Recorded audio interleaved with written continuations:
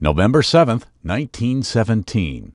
The Bolshevik Revolution takes place in Russia. Forces led by Vladimir Lenin overthrow the provisional government of Alexander Kerensky. What eventually emerges? The Soviet Union, the world's first communist state. 2000. I'll give you a share. Americans vote in a presidential election whose outcome remains in limbo for more than a month. The race between Republican George W. Bush and Democrat Al Gore hinges on Florida's disputed electoral votes.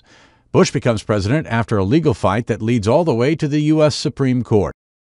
Also that same year, Hillary Clinton becomes the first lady to win public office when she's elected to a U.S. Senate seat from New York. This happens 74 years to the day that Jeanette Rankin of Montana becomes the first woman elected to Congress. 1962. Former Vice President Richard Nixon tells reporters after losing the California governor's race, "As I leave you, I want you to know, just think how much you're going to be missing. You don't have Nixon to kick around anymore because, gentlemen, this is my last press conference."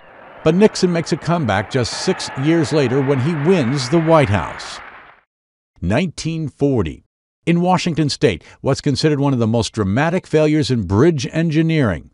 The middle section of the Tacoma Narrows Bridge collapses during a windstorm just 4 months after the suspension bridge opens.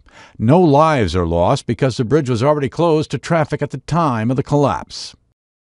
1918. Those 10 commandments stand.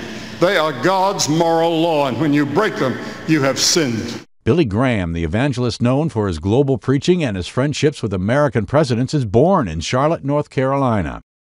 1991.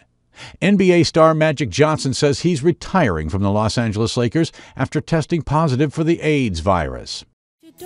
And 1943.